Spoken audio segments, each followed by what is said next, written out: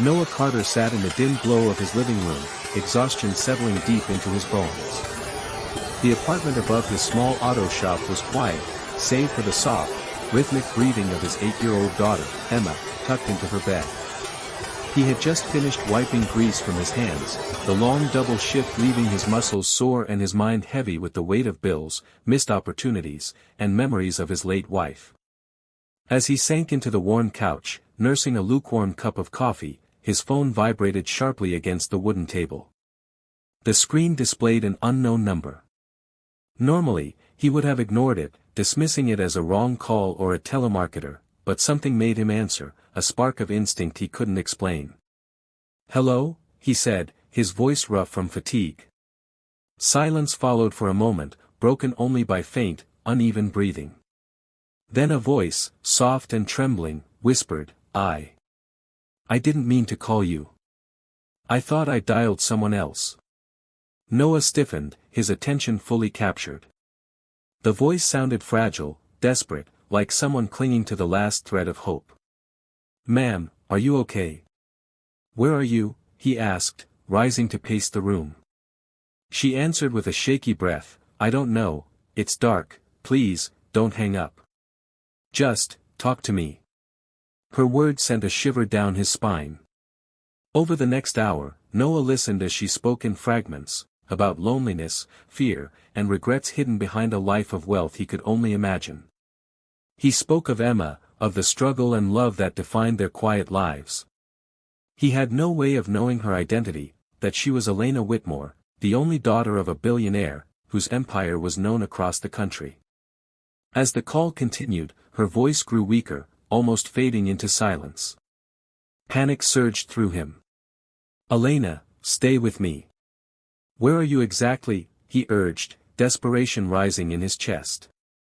A single word escaped her lips, barely audible over the static, ***, harbor. And then the line went dead. Without a second thought, Noah grabbed his keys, his heart pounding with a mixture of fear and determination. Rain had begun to patter against the window, the night thick with fog, but he didn't hesitate. He knew he had to find her.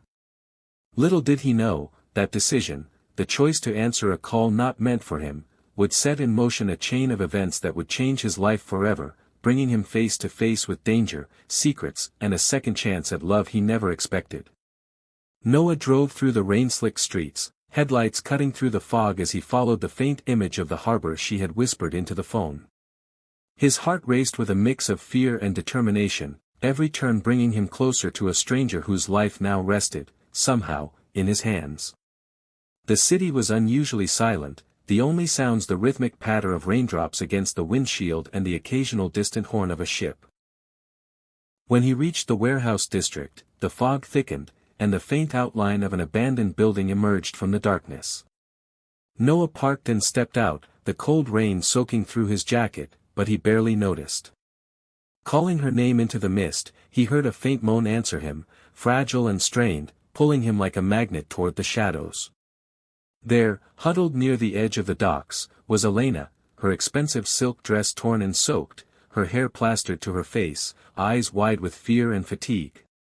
Without hesitation, Noah stripped off his jacket and wrapped it around her trembling shoulders, murmuring, "You're safe now." Her gaze met his, confusion and relief mixing in her pale, tear-streaked face. "You came," she whispered, disbelief and gratitude lacing her words. Carefully, he lifted her into his arms and carried her to the truck, each step slippery and uncertain, but he refused to let her fall. During the drive to the hospital, Elena drifted in and out of consciousness, murmuring fragments of fear, her father's empire, betrayal, a name, Daniel, repeated like a mantra. Noah's grip on the steering wheel tightened, a mix of anger and protectiveness stirring within him. At the emergency room, doctors rushed her inside, and Noah filled out paperwork, telling them he'd found her by chance, leaving out the phone call that had brought him there.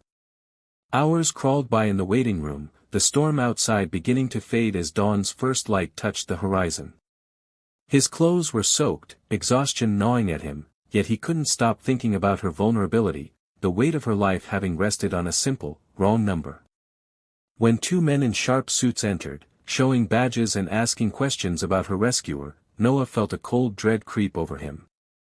He realized then that Elena's life, and now his, was entwined with secrets bigger than he could imagine. The harbor had been just the beginning, and the danger surrounding her was far from over. Elena regained consciousness 2 days later, her pale face framed by dark, messy hair, and the first person she asked for was Noah. When he entered the hospital room, she managed a faint smile, the kind that carried both relief and vulnerability. "I didn't think anyone would come," she whispered, her voice fragile but steady.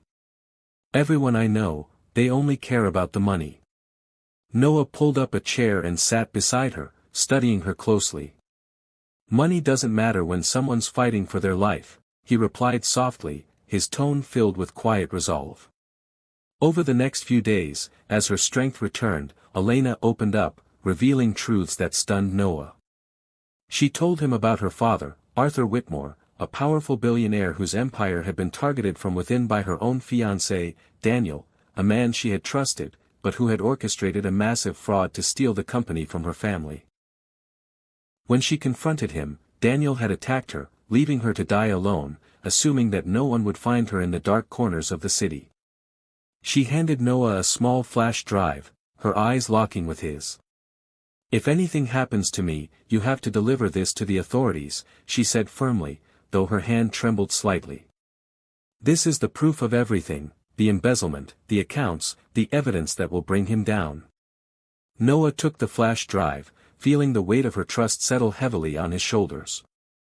But soon, danger became immediate. Strange cars began appearing near his garage, shadowy figures following him and even Emma. It became clear that by helping Elena, he had stepped into a world of danger far beyond his ordinary life. Yet he refused to back down. One night, Elena arrived at his garage, bruised but alive, clutching Emma's hand. Her eyes were wide with urgency. "They found me," she whispered, voice trembling. "And now they'll come for you too." Noah felt a chill, but there was no fear that could stop him. Together, they would have to confront Daniel and expose the truth. It wasn't just about wealth or revenge anymore, it was about survival, justice, and protecting the ones they cared about most.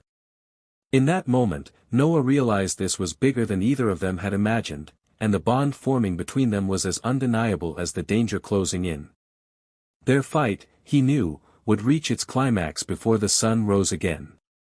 The night was a blur of rain-soaked streets and adrenaline as Noah sped through the city with Elena beside him, clutching the flash drive tightly in her hand.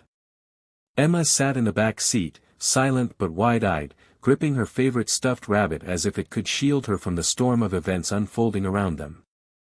Behind them, black SUVs with darkened windows traced their every turn, the hum of engines a constant reminder that Daniel and his accomplices were closing in. Noah's mind raced, calculating routes, exits, and the fastest way to get the evidence into the hands of the authorities. The city lights blurred past as he turned sharply onto a side road leading to the news broadcasting tower, the only place that could guarantee the truth reached millions before anyone could silence them. Inside the tower, alarms blared, but Noah and Elena were relentless. They barged into the control room, demanding the staff air the files immediately. Screens flickered to life as the flash drive uploaded its contents, bank statements, hidden accounts, and proof of Daniel's betrayal and embezzlement, exposing him to the world in real time. Outside, sirens wailed, and police cars converged, responding to the broadcast as the empire that had seemed untouchable crumbled before the first rays of dawn. Amid the chaos, Elena collapsed into Noah's arms, exhausted, bruised, but alive. Tears streamed down her face as she whispered, "You saved me." He shook his head gently, brushing a wet strand of hair from her face. "No, Elena, you saved yourself. I just answered the call." By the time the sun began to rise, Daniel had been arrested, and Arthur Whitmore's empire was saved from ruin, thanks to the courage and quick thinking of two unlikely heroes. Months later, Elena returned to the garage where it had all begun, smiling as she watched Emma run freely with a new puppy, laughter echoing across the yard. Noah stood beside her, still rugged and worn from the battle they had faced together, yet there was a light in his eyes he hadn't felt in years.